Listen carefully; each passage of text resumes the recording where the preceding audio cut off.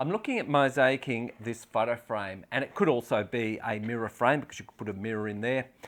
And I've pulled out a whole heap of tessera, and I've been looking through some of the stained glass that I bought quite a number of years ago. And I've really just come up with an idea. And the idea is I've got some of this aluminium wire that I've made into a shape, and I'm looking at putting that on that side, another piece on this side, just putting it something like that. And I made some hearts a couple of years ago, so I'm looking at putting a heart here. Again, this is just kind of, I'm going with the flow. Nothing is set in stone. I've actually got some rhinestones here that I'm looking at adding into the frame. Again, I'm not really quite sure. I've got some beautiful Royal Albert plates here that have some beautiful vibrant patterns of flowers on them. So I may be thinking about incorporating those into this particular area here. I've got some beads as well. I've got some rhinestone chain here, which I really like. It's so very sparkly in the light. So I may be using that. And I've also got some other beads here, some hanks of beads here as well.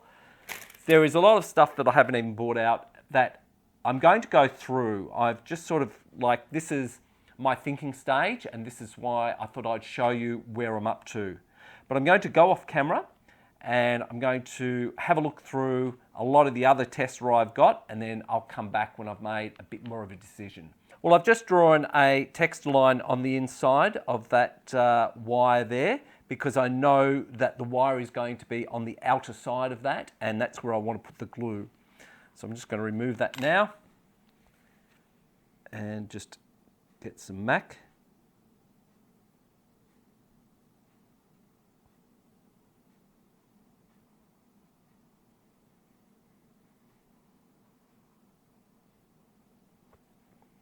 And it may not be exactly where I want it, but I'm sure it'll be close enough. And then what I'm going to do is sit it down onto that. Yep, that's pretty good.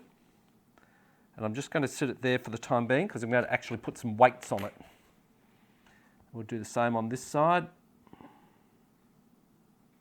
And for this you can use probably prep, or if you prefer to use Sedal or a silicone type product, then that's fine. I'm just make sure that it's suitable for attaching wire. There you go. Now I'm just going to put some weights on this, because as much as you try and get this to sit flat, the metal, it doesn't always work that way. And I'll just get some other weights and then put it on this side, and then we'll come back once this is fully cured and we can then start filling in. Well, I've just laid out a piece of plate and just sat it down on the photo frame, and I've cut it in two because I wanted it to sit flat onto the photo frame. If you're planning on using your stained glass grinder, it's really best if you have one of the grinding heads for ceramic and the other one for stained glass, because the ceramic is going to wear down that grinding head a lot quicker than what glass will. Now, I use my mini maxi grinder, which is available here in Australia, which is suitable for ceramic and stained glass. However, before you start using your grinder that you have, if it's not a mini maxi, make sure that you check with the manufacturer or read the instruction manual or the safety directions in that come with the actual stained glass grinder, to make sure that you're not going to void any warranties by actually grinding ceramic down using your stained glass grinder. So I haven't stuck these down yet. I did actually stick them down, and then I just pulled them straight up again, because I've decided to actually use Epoxy Sculpt for this, because I am going to get different heights in my materials, and some of these are reasonably thin, and where they've got the foot of the plate is a bit thicker. So I want to keep it reasonably even on this particular piece. Normally, if the tessera is in some parts lower and some parts higher, it adds interest, and it doesn't bother me, unless it's something like a table where you need to have the tessera totally flat on the top, because you're going to be putting wine glasses and things on it, or glasses anyway. So for me, I'm going to be actually adhering this down with a bit of Epoxy Sculpt.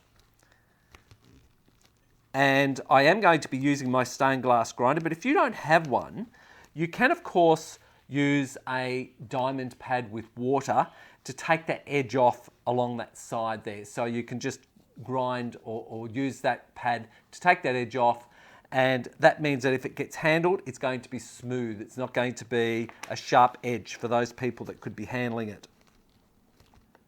So.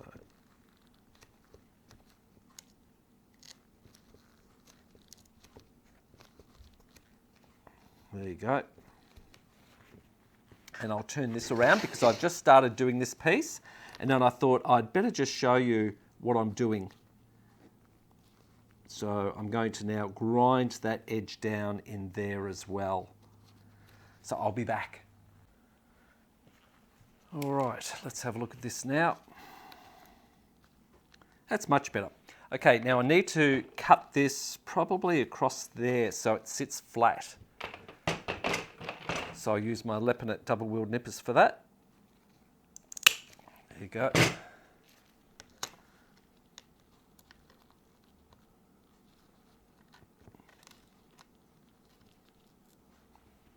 And I need to cut it across there as well.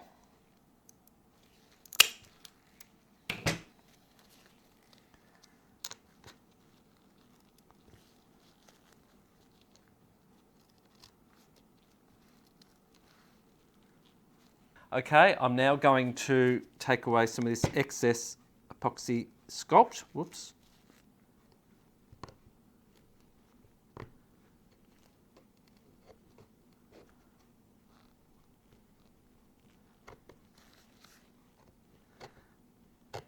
And put that on into the ball there so as I can reuse it. Now, the next thing is to cut out another piece of the plate, and I might actually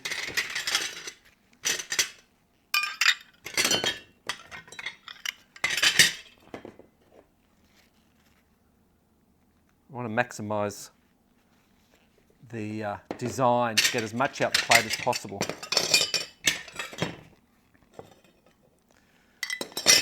Might take that one out.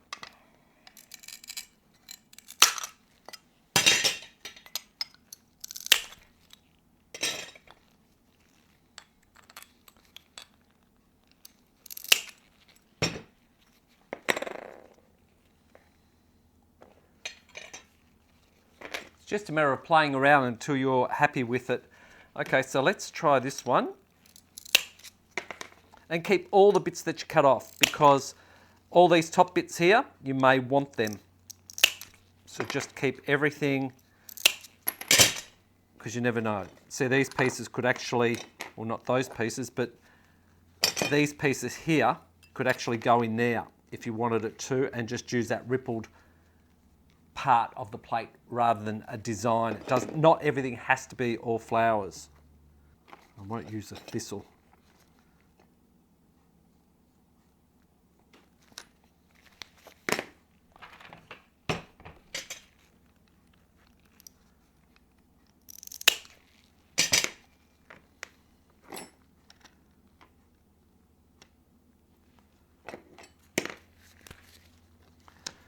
Now, what I sometimes do is I mark across the plate the angle of the design, so from there to there. So as I know when I put that there, I know what the angle is of that cut.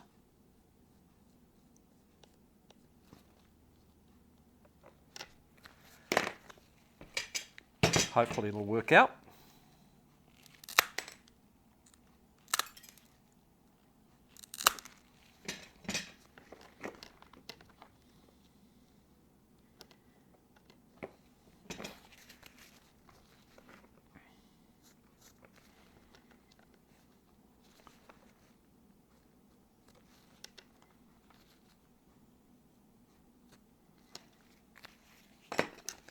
We shall see.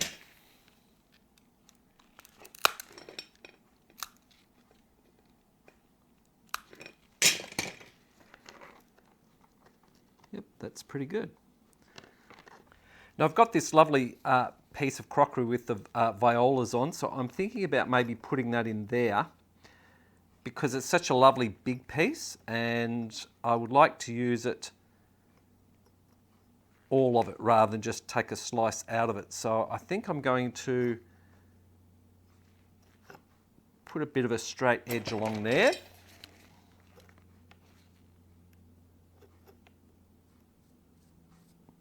And it's also got quite a bit of white around it, and I want to have that as kind of like a resting place for your eye, or your eyes, I should say.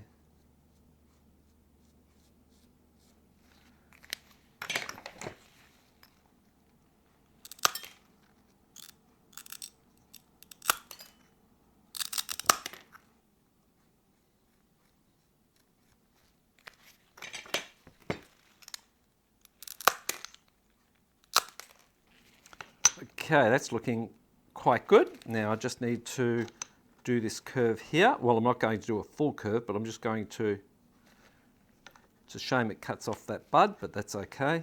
Yep, that should be fine. So I'm going to use my glass scorer now and see if this is going to work.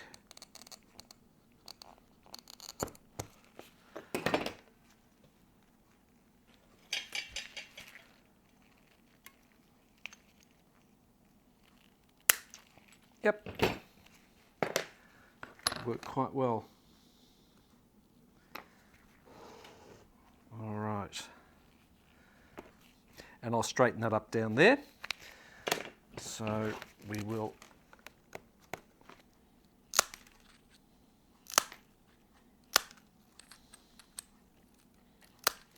I'm going to have to cut that along there.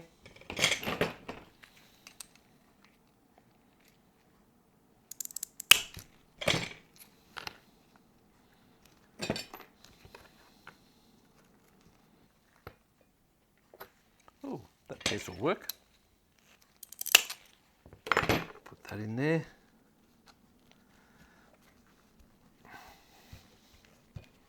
That's better. Right, so that's what it's looking like so far. So I'm going to continue on and then we'll come back when I've done this side.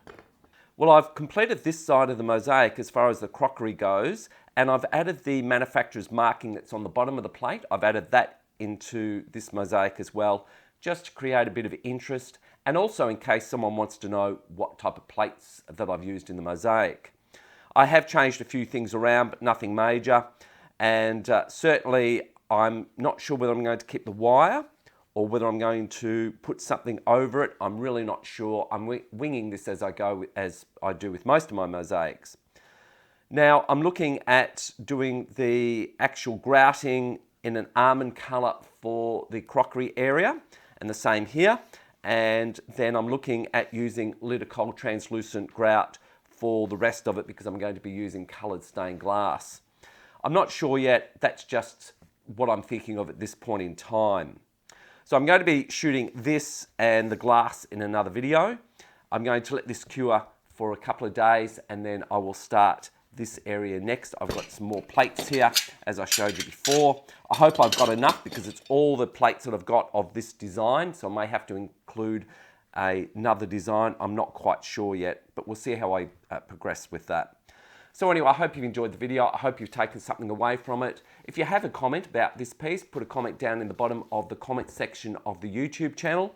And if you liked the video, please think about giving it a like. If you saw value in it, please share it far and wide. And if you haven't subscribed, think about subscribing. And I'll see you in the next video. Keep creating and enjoy.